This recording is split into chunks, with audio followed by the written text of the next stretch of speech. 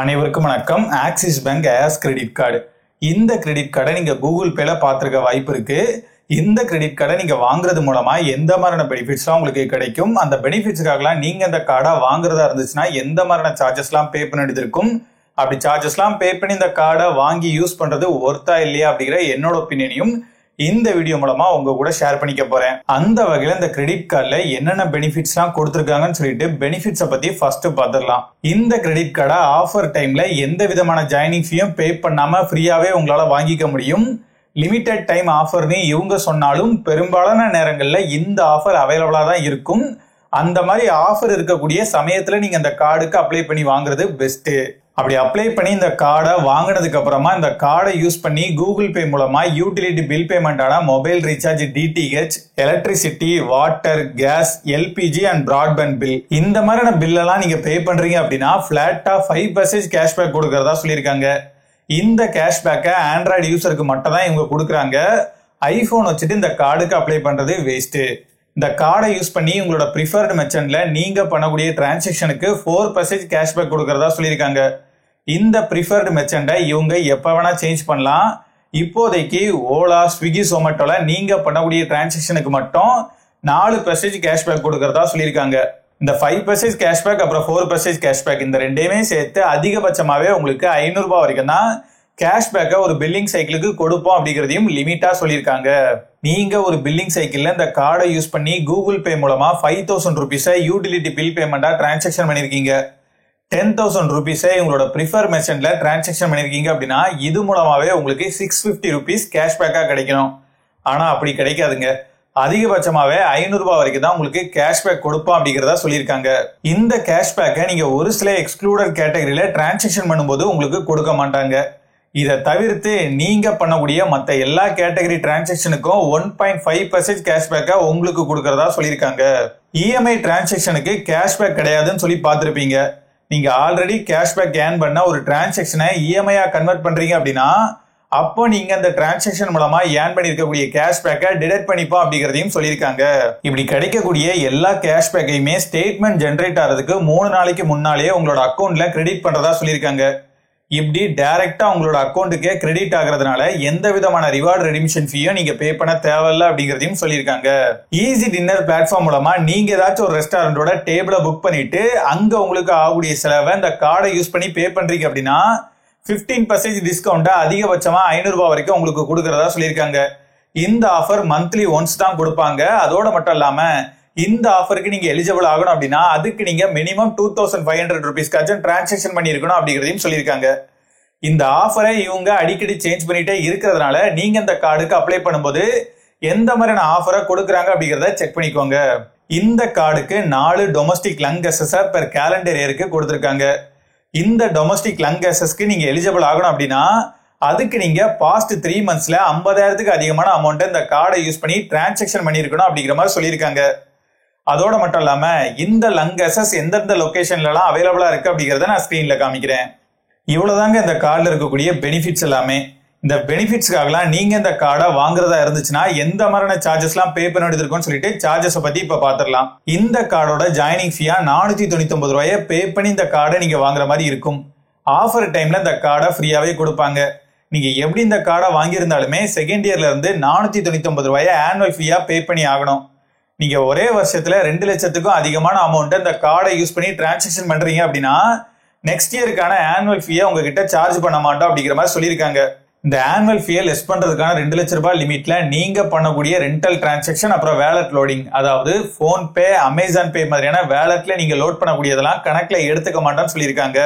இந்த கிரெடிட் கார்டை நீங்க வாங்கினதுக்கு அப்புறமா இந்த கிரெடிட் கார்டை யூஸ் பண்ணி நீங்க டிரான்சாக்ஷன் பண்ணக்கூடிய டேட்டை பொறுத்து 20 இருந்து 50 நாள் வரைக்குமான இன்ட்ரெஸ்ட் ஃப்ரீ பீரியடை இவங்க உங்களுக்கு கொடுக்குறாங்க. அந்த இன்ட்ரெஸ்ட் ஃப்ரீ பீரியடுக்குள்ளே நீங்க பில் அமௌண்ட்டை ஃபுல்லா பே பண்ணிட்டீங்க அப்படின்னா எந்த ஒரு பிரச்சனையும் இல்லை. சப்போஸ் உங்களால பில் அமௌண்ட்டை ஃபுல்லா பே பண்ண முடியல அப்படின்னா மினிமம் டியூ அமௌண்ட்டையாச்சும் பே பண்ணி ஆகணும். நீங்க எப்படி மினிமம் டியூ அமௌண்ட்டையும் பே பண்ணாம இருந்தீங்க அப்படின்னா இவங்க உங்களுக்கு லேட் ஃபீ போடுவாங்க. அந்த லேட் ஃபீயா நீங்க பே பண்ண வேண்டிய அமௌண்ட் 500 ரூபாய்க்கு கீழே இருந்துச்சு அப்படின்னா அப்ப எந்த விதமான லேட் ஃபீயும் போட மாட்டாங்க. 500 ரூபாய்க்கு அதிகமான அமௌண்ட்டை நீங்க பே பண்ணாம இருந்தீங்க அப்படின்னா லேட் ஃபீயா எவ்வளவு போடுறாங்க அப்படிங்கறத நீங்களே பாத்துக்கோங்க. ஒருவேளை தொடர்ந்து 2 மாசத்துக்கு கண்டினியூஸா மினிமம் டியூ அமௌண்ட்டை நீங்க பே பண்ணாம இருந்தீங்க அப்படின்னா இந்த லேட் ஃபீயோட சேர்த்து அடிஷனலா ஒரு 100 ருபீஸை நீங்க மினிமம் டியூ அமௌண்ட்டை பே பண்ற வரைக்குமே ஆட் பண்ணிட்டே போவோம் அப்படிங்கிற மாதிரி சொல்லியிருக்காங்க. என்னதான் நீங்க மினிமம் டியூ அமௌண்ட்டை பே பண்ணி லேட் ஃபீல இருந்து தப்பிச்சிருந்தாலுமே நீங்க பில் அமௌண்ட்டை ஃபுல்லா பே பண்ணாத வரைக்கும் இவங்க உங்களுக்கு இன்ட்ரெஸ்ட் போடுவாங்க. அந்த இன்ட்ரெஸ்ட்கான இன்ட்ரெஸ்ட் பெர்சேஜ் அப்படிங்கிறது 3.75%, அதாவது வருஷத்துக்கு 55%. இந்த கிரெடிட் கார்டை யூஸ் பண்ணி உங்களால ஏடிஎம்லயே அமௌண்ட்டை வித்ரா பண்ணிக்க முடியும். நீங்க அப்படி அமௌண்ட்டை வித்ரா பண்ணும்போது நீங்க வித்ரா பண்ணக்கூடிய அமௌண்ட்ல 2.5% அப்படி இல்லைன்னா 500 ரூபாய். இந்த ரெண்டு அமௌண்ட்ல எது அதிகமான அமௌண்ட்டோ அந்த அமௌண்ட்டை சார்ஜா புடிச்சுப்போன்னு சொல்லியிருக்காங்க. அது மட்டும் இல்லாம இதுக்கு இன்ட்ரெஸ்ட்டுமே ஆட் ஆகும். நீங்க அமௌண்ட்டை வித்ரா பண்ண தேதியில இருந்து அதை திரும்ப பே பண்ற வரைக்குமே இவங்க உங்களுக்கு இன்ட்ரெஸ்ட் போடுவாங்க. அந்த இன்ட்ரெஸ்ட்கான இன்ட்ரெஸ்ட் பெர்சேஜ் அப்படிங்கிறது நான் ஆல்ரெடி சொன்ன அதே பெர்சேஜ் தான். நீங்க இந்த கிரெடிட் கார்டை யூஸ் பண்ணி ஃபியூல் டிரான்சாக்ஷன் பண்ணும்போது நீங்க டிரான்சாக்ஷன் பண்ணக்கூடிய அமௌண்ட்ல 1% ஃபியூல் சார்ஜஸா புடிச்சுப்போன்னு சொல்லியிருக்காங்க. ஆனா நீங்க இந்த மாதிரி டிரான்சாக்ஷன் பண்ணும்போது சிங்கிள் டிரான்சாக்ஷன்லயே 400 ரூபாயில இருந்து 4000 ரூபாய் வரைக்கும் டிரான்சாக்ஷன் பண்றீங்க அப்படின்னா அப்ப இந்த ஃபியூல் சார்ஜஸ் உங்களுக்கு பிடிச்சாலும் அதை உங்களுக்கே திரும்ப ரீஃபண்ட் கொடுக்கறதா சொல்லியிருக்காங்க. இந்த மாதிரி ஒரு பில்லிங் சைக்கிளுக்கு 500 ரூபாய் வரைக்கும் ரீஃபண்ட் கொடுக்கறதாவும் சொல்லியிருக்காங்க. நீங்க இந்த கிரெடிட் கார்டோட லிமிட்டை கண்டுக்காம உங்க இஷ்டத்துக்கு தேய்ச்சிங்க அப்படின்னா ஓவர் லிமிட் சார்ஜா பே பண்ற மாதிரி இருக்கும். இந்த ஓவர் லிமிட் சார்ஜா நீங்க உங்க லிமிட்டை தாண்டி செலவு பண்ண அமௌண்ட்ல 2.5% அப்படி இல்லைன்னா 500 ரூபாய். இந்த ரெண்டு அமௌண்ட்ல எது அதிகமான அமௌண்ட்டோ அந்த அமௌண்ட்டை சார்ஜா பிடிச்சுப்போன்னு சொல்லியிருக்காங்க. நீங்க பண்ணக்கூடிய எல்லா ரெண்டல் டிரான்சாக்ஷனுக்குமே நீங்க டிரான்சாக்ஷன் பண்ணக்கூடிய அமௌண்ட்ல 1% சார்ஜா பிடிச்சுப்போன்னு சொல்லியிருக்காங்க. யூட்டிலிட்டி பில் பேமெண்ட்டை பொறுத்த வரைக்கும் ஒரு பில்லிங் சைக்கிளுக்கு 25,000 ரூபாய் வரைக்கும் நீங்க எந்த ஒரு எக்ஸ்ட்ரா அமௌண்ட்டும் பே பண்ணாம யூட்டிலிட்டி டிரான்சாக்ஷன் பண்ணிக்க முடியும். ஒரே பில்லிங் சைக்கிள்ல 25,000க்கு அதிகமான அமௌண்ட்டை நீங்க யூட்டிலிட்டி பில் பேமெண்டா பண்றீங்க அப்படின்னா அப்போ நீங்க டிரான்சாக்ஷன் பண்ணக்கூடிய அமௌண்ட்ல 1% சார்ஜா பிடிச்சுப்போன்னு சொல்லியிருக்காங்க. ஃபியூயல் டிரான்சாக்ஷன் பண்றப்போ ஃபியூயல் சார்ஜஸோட சேர்த்து ஃபியூயல் டிரான்சாக்ஷன் ஃபீயா ஆட் ஆகும். இந்த ஃபீயை ஒரு பில்லிங் சைக்கிள்ல 50,000க்கு அதிகமான அமௌண்ட்டை நீங்க ஃபியூயல் டிரான்சாக்ஷனா பண்றீங்க அப்படின்னா அப்போ நீங்க டிரான்சாக்ஷன் பண்ணக்கூடிய அமௌண்ட்ல 1% சார்ஜ் பண்ணுவோம்னு சொல்லியிருக்காங்க. போன்பே, அமேசான் பே மாதிரியான வேலட்ல நீங்க லோட் பண்ணக்கூடிய அமௌண்ட்டுக்கு ஒரு பில்லிங் சைக்கிளுக்கு 10,000 ரூபாய் வரைக்கும் நீங்க எந்த ஒரு எக்ஸ்ட்ரா அமௌண்ட்டும் பே பண்ணாம லோட் பண்ணிக்க முடியும். 10,000க்கு அதிகமான அமௌண்ட்டை நீங்க ஒரே பில்லிங் சைக்கிள்ல வேலட்ல லோட் பண்றீங்க அப்படின்னா அப்ப நீங்க லோட் பண்ணக்கூடிய அமௌண்ட்ல 1% சார்ஜா பிடிச்சுப்போன்னு சொல்லியிருக்காங்க. ஆன்லைன் ஸ்கில் பேஸ்ட் கேமுக்கும் இதே மாதிரினா 10,000 ரூபாய் லிமிட்டா கொடுத்துருக்காங்க. நீங்க ஒரே பில்லிங் சைக்கிள்ல 10,000க்கு அதிகமான அமௌண்ட்டை ஆன்லைன் ஸ்கில் பேஸ்ட் கேம்ல டிரான்சாக்ஷன் பண்றீங்க அப்படின்னா அப்ப நீங்க டிரான்சாக்ஷன் பண்ணக்கூடிய அமௌண்ட்ல 1% சார்ஜா பிடிச்சுப்போன்னு சொல்லியிருக்காங்க. தேர்ட் பார்ட்டி ஆப் மூலமா எஜுகேஷன் ரிலேட்டடா ஏதாச்சும் நீங்க டிரான்சாக்ஷன் பண்றீங்க அப்படின்னா அப்ப நீங்க டிரான்சாக்ஷன் பண்ணக்கூடிய அமௌண்ட்ல 1% சார்ஜா பிடிச்சுப்போன்னு சொல்லியிருக்காங்க. இந்த கிரெடிட் கார்டு உங்களுக்கு அப்ரூவ் ஆகுறதுக்கு ஒரு சில எலிஜிபிலிட்டி கிரைட்டீரியா அப்புறம் டாக்குமெண்ட் எல்லாமே சொல்லியிருக்காங்க. கண்டிப்பா நீங்க ஒரு இந்தியன் சிட்டிசனா இருக்கணும். உங்களோட வயசு 18ல இருந்து 70க்குள்ள இருக்கணும். நீங்க ஒரு சேலரிடு பர்சனா இருந்தீங்க அப்படின்னா உங்களோட இன்கம் ப்ரூஃப்காக பே ஸ்லிப்பை சப்மிட் பண்ற மாதிரி இருக்கும். அதுவே நீங்க ஒரு செல்ஃப் எம்ப்ளாய்டு பர்சனா இருந்தீங்க அப்படின்னா ஐடிஆர் ஃபைல் பண்ண டாக்குமெண்ட்டை இன்கம் ப்ரூஃபா அட்டாச் பண்ற மாதிரி இருக்கும். இது கூடவே பேன் கார்டு அப்புறம் ஒரு சில டாக்குமெண்ட்ஸையும் நீங்க அட்டாச் பண்ற மாதிரி இருக்கும். இவ்வளவு விஷயங்கள் இருந்தாலுமே நான் என்னோட பண்ண சொல்றேன்.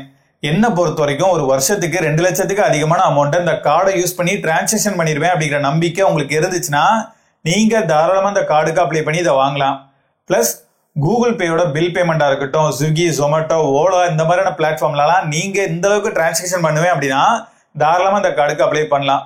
ஒருவேளை நீங்க இதை விட அதிகமான அமௌண்ட்டுக்கு டிரான்சாக்ஷன் பண்றதா இருந்துச்சுன்னா 500 ரூபாய்க்கான கேஷ்பேக் லிமிட்டா கொடுத்துருக்கிறதுனால உங்களுக்கு இந்த கார்டு செட் ஆகாம போகலாம். நீங்க எதுக்காக இந்த கார்டை வாங்குறதா இருந்தாலும் கரெக்டான டைம்ல பில்ல பே பண்ணிருங்க. அப்படி இல்லைன்னா இன்ட்ரெஸ்ட் போட்டே சொத்தெழுதி வாங்கிடுவான்.